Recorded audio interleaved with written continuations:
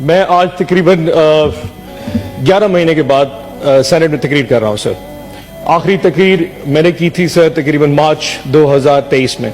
मुशाहिद साहब, मैं आपकी बात और सारे सीनियर जितने बैठे हैं, ताजदा साहब आपकी भी तरह थोड़ी सी अटेंशन, बजिंदर साहब, 11 महीने बाद सर मैं यहां पे तकरीर कर रहा हूं। इस 11 महीने में मेरे साथ क्या क्या नहीं हुआ सर, उसकी थोड़ी सी बाज़गश्त होनी चाहिए। And this is very emotional sir. 9 मई का वाकया हो गया सर, 9 मई के बाद रुपोश हो गया।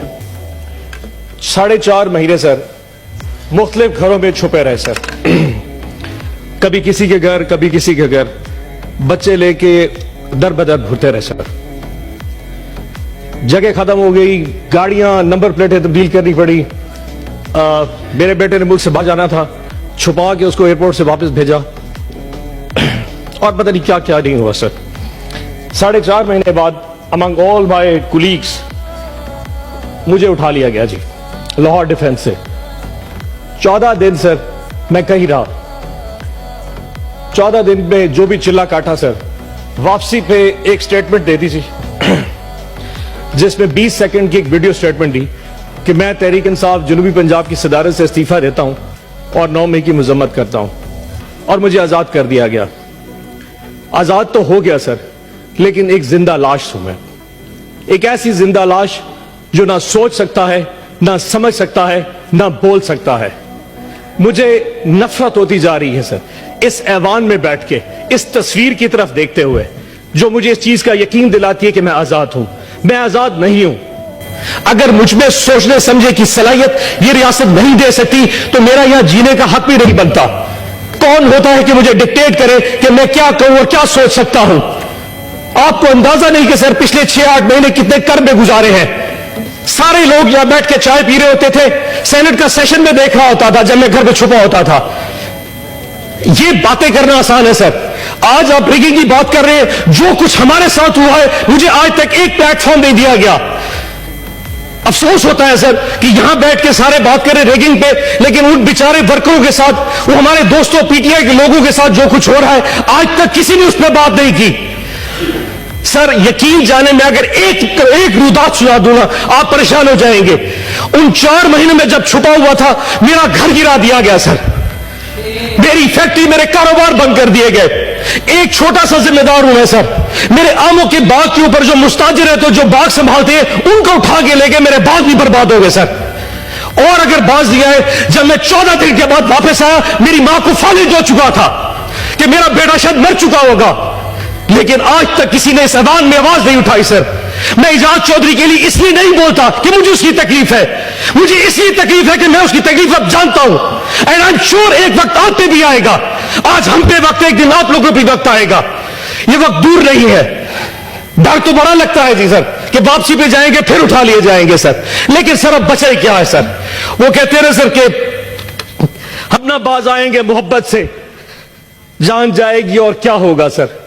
एक कैदी जो है वो मुझे देता है सर, मेरे अल्लाह के बाद एक कैदी मुझे मेरी ताकत देता है सर।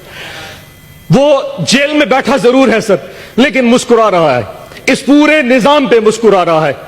उस एक कैदी ने इस पूरे मुल्क को में असल हकीकी आजादी दी है सर। एक कैदी ने, 70 साल पहले कोई आजादी नहीं थी। उस एक कैदी ने 8 फरवरी को जो हमें आजादी दी है, वो इस कौम याद रखेगी उस कैदी को सर। उस एक कैदी ने सारे निजाम को नंगा करके रख दिया है सर। 8 फरवरी को, जब इससे पहले 6 महीने मैंने डिप्रेशन में गुजारे सर। जब 8 फरवरी को मैंने लोगों को निकलते देखा, जितनी कुछ प्री पोल रिगिंग की गई, हमारे कैंडिडेट्स उठा लिए गए, जलसे जुलूस नहीं करने दिए गए, किसी कुछ भी नहीं करने दिया। लेकिन 8 फरवरी को जब आवाम निकली, वो नून लीग और पीपल्स पार्टी के जब उनके कैंप्स में जाके सर वहां से पर्ची बनवा रही थी, एंड पे जाके खौफ में जाके वोट इमरान खान के कैंडिडेट को दे रही थी, किसी बैंगन को, किसी जूते को, किसी सब्ज मिर्चों को, जो जो भी निशान थे।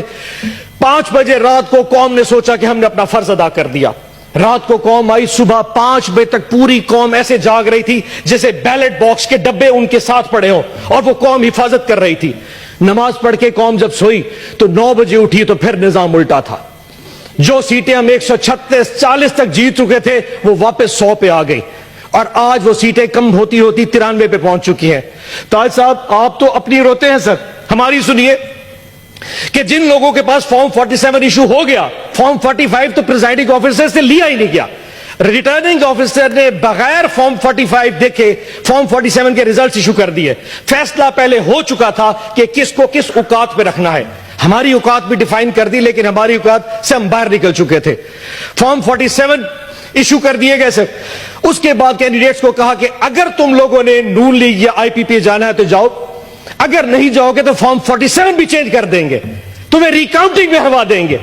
10 से ज्यादा हमारे एमपीएस इस वक्त नून लीग को ज्वाइन कर चुके हैं। सिद्दीकी साहब, इरफान सिद्दीकी साहब, 10 से ज्यादा हमारे आजाद पीटीआई के इंडिपेंडेंट जो हमारी टिकट पे निशान नहीं था उनके पास, जो जीत के इमरान खान की फोटो लगा के आए थे, वो इस वक्त आपके कैंप में बैठे हैं। ये कौन सा कानून है? ये कौन सा एथिक्स है? वोट इमरान खान का लिया 10।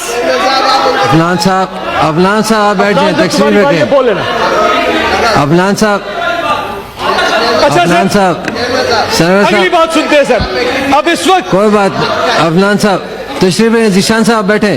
अफनान साहब, अफनान साहब, सेनेटर साहब, अपनी तकरीर बटन दबा। सेनेटर साहब अब अपनी बारी में बोल रहे हैं।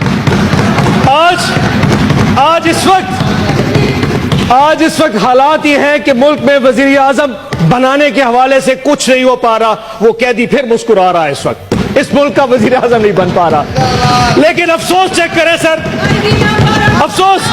अफसोस चेक करें सर, उस कैदी का साथ देखें। 31 साल की सजाएं दे दी फरवरी के पहले 4 दिनों में, अभी भी दिल भरा नहीं। इस वक्त उस कैदी की बीवी बुशरा आपा बनी गाला के अंदर हाउस अरेस्ट है सर।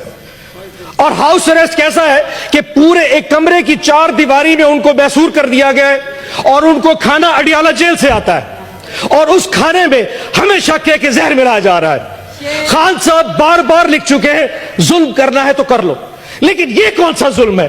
तुमने किसी को कैदी बनाना है बना लो, पर जहर दे के मारना ये कहां की बात है? हमने रिक्वेस्ट की है मेहरबानी करके बुशरा आपा को अडियाला जेल भेज दे, हमें हाउस अरेस्ट नहीं होना।